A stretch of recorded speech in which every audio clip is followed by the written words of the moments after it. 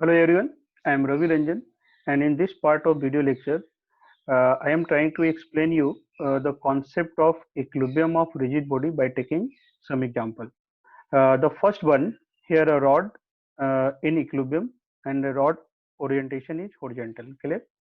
It is connected with three string, horizontal string, vertical string, as well as the inclined string. Inclination is given 53 degree, and a hanging block of mass 5 kg. Mass of rod is given it as 15 kg, and total length of rod is 5 meter.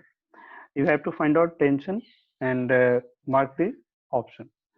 So already हम concept बता चुके हैं आपको कि अगर equilibrium बोला जा रहा है, simply equilibrium, that means you have to consider translational as well as rotational both. So for equilibrium of the rod, you can say translational as well as rotational, both equilibrium. ठीक है. So first of all, try to resolve all forces, or you can say ABD. ठीक है. तो चलो इसी diagram में ABD draw कर रहे हैं. तो सबसे पहले वेट एम्पेयर होगा, है ना, weight of the rod. So mrg vertically downward, and its magnitude it will be 150 Newton. Okay. Now from that string, here is tension. Let us say that tension is T4. इस T4 का value क्या हो जाएगा? It will be same as the weight of the 5 kg, so it will be 50 Newton. And if you resolve the tension along horizontal and vertical, so vertical component of T3 it will be T3 sin theta, okay, and horizontal component of tension it will be T3 cos theta. And there is no requirement of resolving T2 and T1 because T1 is horizontal and T2 is vertical. Now for horizontal equilibrium, you can say here leftward force is T1 and rightward force is T3 cos theta. If you put the value of cos theta, theta is given, so cos theta value, cos 53 it will be 3 by 5, and sin theta it will be 4 by 5. So accordingly you have to use the value. So it is T1 equal to T3, or you can say 0.6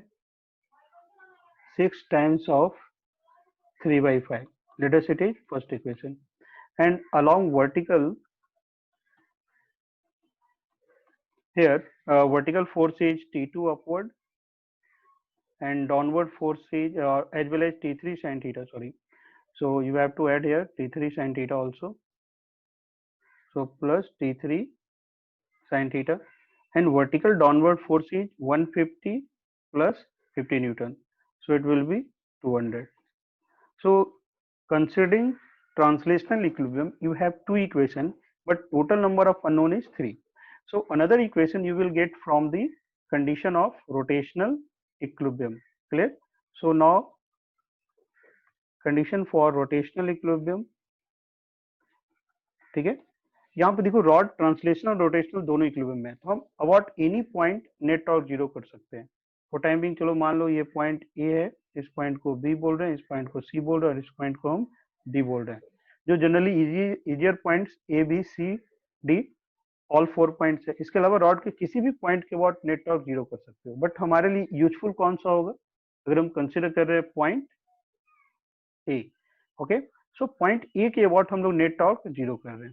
ठीक है, ध्यान देना है, again हम repeat कर रहे हैं, about any point आप नेट टॉर्क जीरो कर सकते हो, बट हम यहाँ पे net torque about A zero consider कर रहे हैं.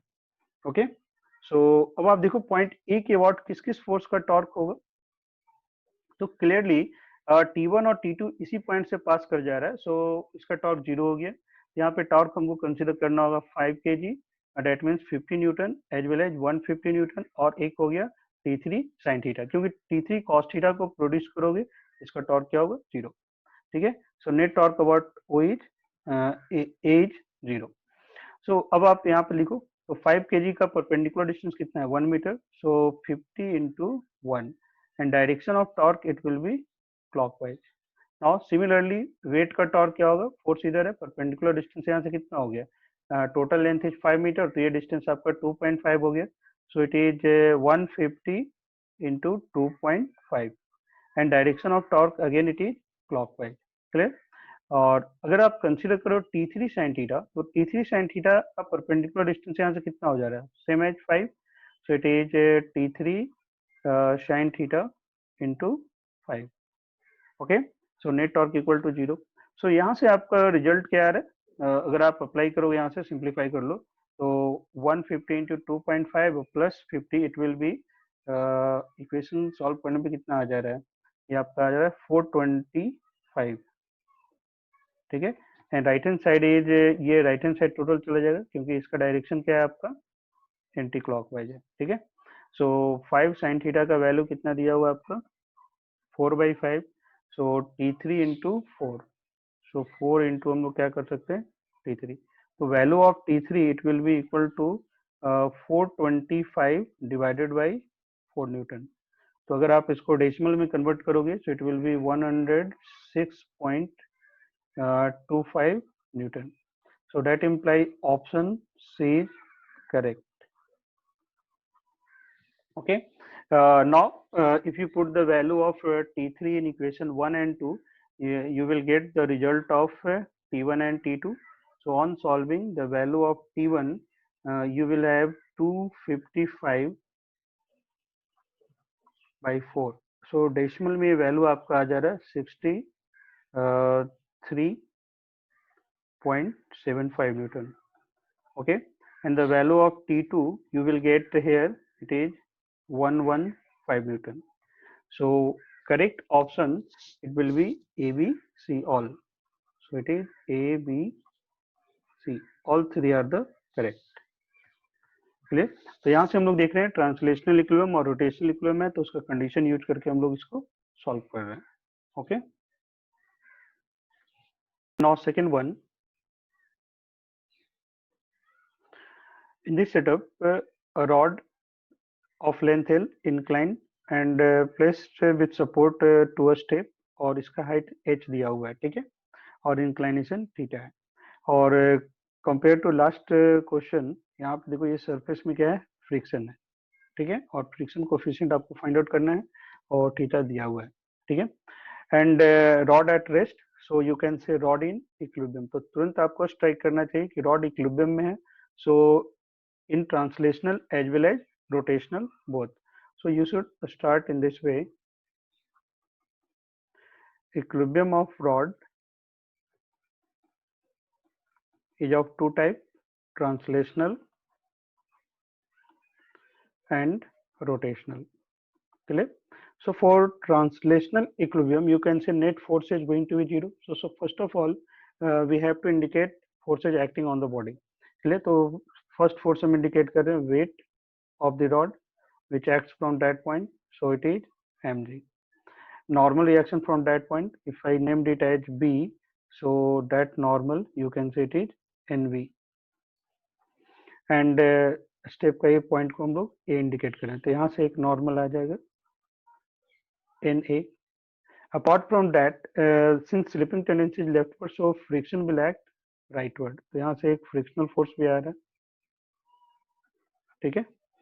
एंड फ्रिक्शन का जो नेचर है it will B limiting friction रहेगा, क्योंकि हमको minimum value of theta find out करना है.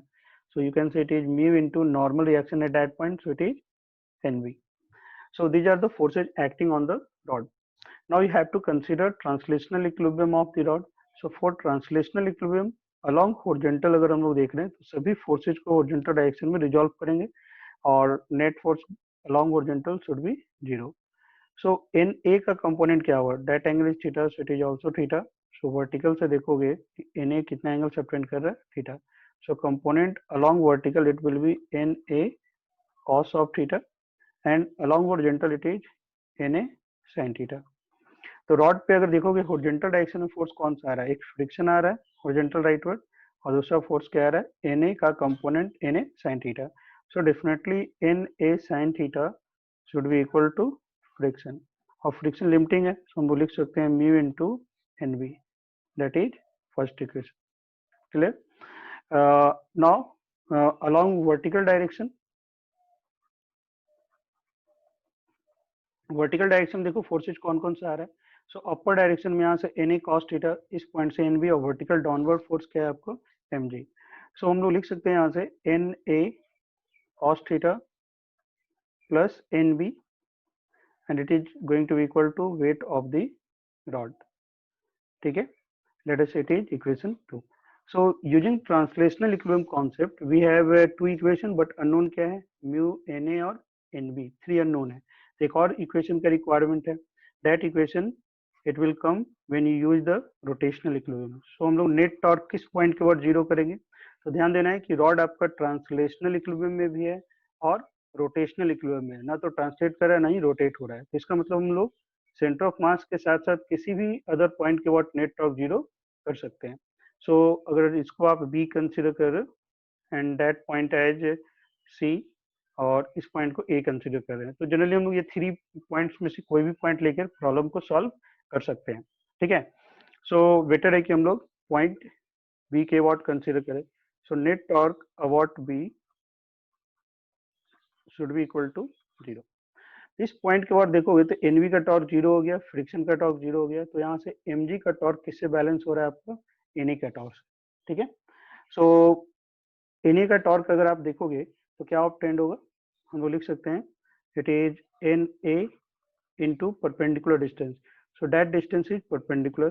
तो देखो ये वर्टिकल हाइट आपको एच दिया हुआ है और ये एंगल थीटा है, so that is H cosec theta, so you can say H cosec theta. ठीक है, और डायरेक्शन ऑफ टॉर्क क्या आएगा आपको, एंटी क्लॉकवाइज, प्लस एमजी का अगर टॉर्क देखेंगे तो एमजी वर्टिकली डाउनवर्ड, और परपेंडिकुलर डिस्टेंस क्या होगा, यहाँ से ये लेंथ कितना हो जाएगा, it will be L by two. ठीक है, so perpendicular distance it is L by two cos theta, L by two cos theta, और डायरेक्शन क्या रहेगा इसका, clockwise, that torque is clockwise, so net torque equal to zero. So now you have three equation. ठीक है, two from translational equilibrium and one from rotational equilibrium. अब इन तीनों equation को आप सॉल्व करोगे तो यहाँ से रिजल्ट आपका ऑब्टेंड होगा, and that result, so solving first, second and third, you will have mu equal to L sin square theta into cos theta whole divided by 2h minus L sin theta into cos square theta. Clear? So this, it is the answer. So based on that, which option is correct? So if you look at option D is correct. So here correct option is option D. Clear? तो यहाँ पे भी simply क्या है, translational और rotational equilibrium का concept है और उसके बेस पे क्वेश्चन है। तो हम लोग नेट टॉर्क जीरो और नेट फोर्स क्या कर रहे हैं, जीरो कर रहे हैं। ठीक है, now in next one that is in this setup a door of mass 100 kg which is supported by two hinge A and B. Dimension of door is given and position of hinge from the edge is also given. It is mentioned here that forces by the hinges on the door are equal. hinge के द्वारा door पे जो force है वो equal है। ठीक है, और definitely door in equilibrium, that means translational as well as rotational both. ठीक है, तो अगेन सिमिलर कॉन्सेप्ट पे, so you have to apply the net force and net torque equal to zero. So here door in equilibrium, both translational and rotational, translational and rotational. So translational equilibrium का मतलब क्या हो गया, net force will be zero, and for rotational net torque,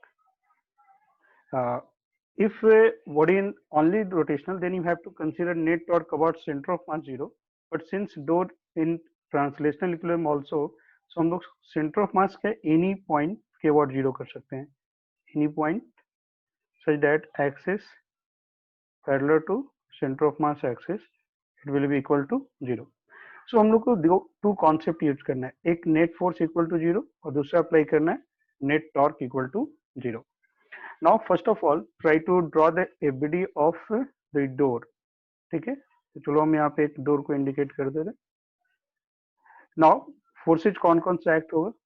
first one is the vertical downward force which is weight, gravitational force of the door, mass दिया हुआ है 100 kg, सो ये value हो गया आपका 1000 Newton. Clear? Now definitely there will be force from the two hinges, hinge A as well as hinge B. ठीक है, ये और B दोनों हिंज से फोर्स यहाँ पे ऑब्टेंड होगा. ओके, अब देखो अगर हिंज के वॉट देखोगे तो mg का टॉर्क आ रहा है, तो mg के टॉर्क के कारण इसका टेंडेंसी क्या होगा? To rotate clockwise. Tendency to rotate clockwise. ठीक है, तो और ये हिंज इसको रोक रहा है, मतलब हिंज के द्वारा यहाँ पे फोर्स आ रहा है. तो फोर्सेज अगर हम इंडिकेट करना चाहेंगे तो डेफिनेटली वेट को बैलेंस करने के लिए दोनों हिंज से एक फोर्स आएगा. तो यहाँ पे हम लोग इसको इंडिकेट कर दे रहे हैं F V A and F V vertical force by the B hinge. ठीक है, नाउ अलोंग हॉरिजॉन्टल क्या कोई फोर्स आएगा या नहीं? तो देखो अगर ये डोर हिंज नहीं होता तो mg का टॉर्क उस एज के वॉट क्या होता है? नॉन जीरो टॉर्क होता है और ये रोटेट करने का टेंडेंसी होता है. ठीक है, तो अगर हम रोटेशन कंसीडर कर रहे हैं डोर का, तो टेंडेंसी के कारण क्या होगा आप देखोगे समहाउ कि अगर इस तरह का हम डायग्राम ड्रॉ कर रहे हैं, ठीक, तो डोर क्या कर रहा है कि अगर आप इस पॉइंट को हिंज ए कंसीडर कर रहे हो तो हिंज ए को डोर जो है क्लॉकवाइज रोटेशन टेंडेंसी के कारण इसको आगे की तरफ पुल कर रहा है, मतलब फॉरवर्ड डायरेक्शन में पुल कर रहा है. तो इसका मतलब है कि हिंज जो है इसको रोकने का काम कर रहा है. तो यहाँ से हिंज फोर्स किस डायरेक्शन में आ जाएगा? Horizontal leftward. फॉलो कर रहे?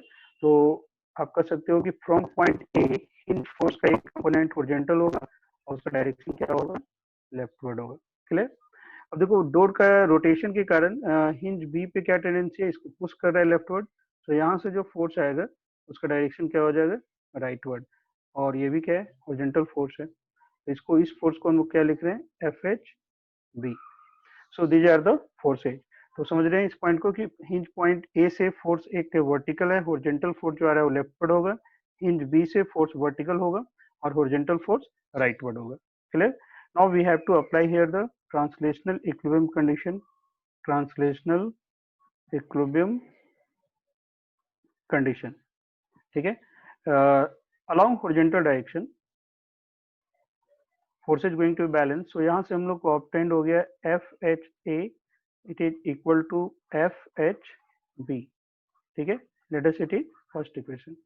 And along vertical, if you look here, vertical upward force is F V A plus F V B and downward force is 1000 newton. ठीक है, और देखो क्वेश्चन में मेंशन क्या हुआ है कि hinge force at A it is equal to hinge force at B. Hinge force at A equal to hinge force at B. It is given, ये आपको दिया हुआ है. तो देखो हिंज फोर्स एट ए का मतलब क्या हुआ? अगर हम नेट हिंज फोर्स एट ए यहाँ पे हम लोग एफ ए से इंडिकेट कर रहे हैं. So what is F A है? इस डायरेक्शन में होगा. और एफ बी हिंज फोर्स का डायरेक्शन नेट इधर इस डायरेक्शन में होगा. ठीक है, तो F A equal to F B दिया हुआ है. तो अगर आप देखोगे हॉरिजॉन्टल कंपोनेंट दोनों का इक्वल है, तो इक्वल नेट रिजल्टेंट फोर्स होने के लिए वर्टिकल भी इक्वल होना पड़ेगा. So F B square plus F H square, और इसी का वैल्यू आपको पूछा जा रहा है. तो यहाँ से हम लोग कह सकते हैं कि वर्टिकल फोर्स भी इक्वल होगा. तो इसको हम लोग लिख दे रहे हैं 2FV. So 2FV it is equal to 1000. तो इसी इक्वेशन से हमको vertical component of hinge force मिल गया विच इज 500 न्यूटन. ठीक है, so it is second equation. Now to obtain FH we have to consider here the rotational equilibrium of the door. Now consider rotational equilibrium. Rotational equilibrium का मतलब क्या होता है? Net torque equal to 0. Now for rotational equilibrium net torque किसी भी point के what zero कर सकते हैं. चलो हम सेंटर के वॉट ही जीरो कर रहे हैं. Here it is the centre C. तो centre of mass of the door equal to 0. तो सेंटर ऑफ मास के वॉट अगर हम टॉर्क कंसीडर करेंगे तो mg का टॉर्क 0 हो गया. वर्टिकल फोर्सेज का टॉर्क आएगा. देखो तो दोनों वर्टिकल फोर्स यहाँ से पास कर रहा है. परपेंडिकुलर डिस्टेंस कौन सा डिस्टेंस हो जाएगा? At 1 which is half of the width. So it is 1.5. सो हम लोग लिख सकते हैं 2FV इंटू 1.5 और डायरेक्शन ऑफ टॉर्क क्या हो जाएगा क्लॉकवाइज। ठीक है, नाउ FH का टॉर्क अगर देखोगे, इसको चलो हम अलग डायग्राम में इंडिकेट करने की कोशिश कर रहे हैं। ठीक है, तो ये सेंटर ऑफ मास है, यहाँ से जो FH है वो लेफ्टवर्ड डायरेक्शन में। ठीक है, और यहाँ से जो FH है वो क्या है राइटवर्ड डायरेक्शन में। सो दोनों FH का जो टॉर्क का डायरेक्शन है वो क्या आ जाएगा आपका एंटी क्लॉकवाइज, और perpendicular distance it will be the half of distance between A and B।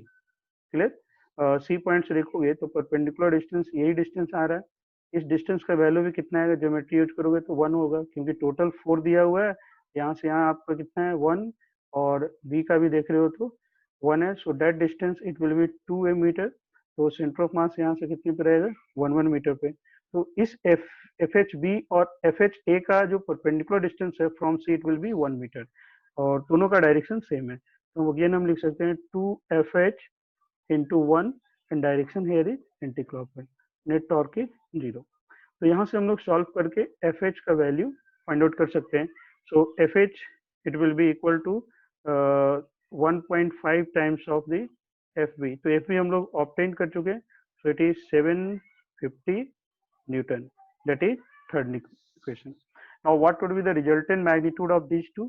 So it will be okay, so resultant hinge force it will be resultant of FB and FH, so it is equal to 500 whole square plus 750 whole square। Okay, so it is 250 root under 13 meter, sorry, Newton। Now look at the option, which option is correct? So here option A is correct, option A is correct। So again इस question में भी क्या है application है equilibrium condition का, translational and rotational. तो इस पे बेस्ट आपको IIT एडवांस से या JEE मेन में भी क्वेश्चन पूछे जाते हैं, है ना, तो आपको इसको अप्लाई करना है। तो इस तरह का सेटअप कहीं भी मिलता है उसको प्रैक्टिस कीजिए। रोटेशनल का ये इंपॉर्टेंट पार्ट है जहाँ से क्वेश्चन पूछने का चांसेस रहता है equilibrium of rigid body. Okay.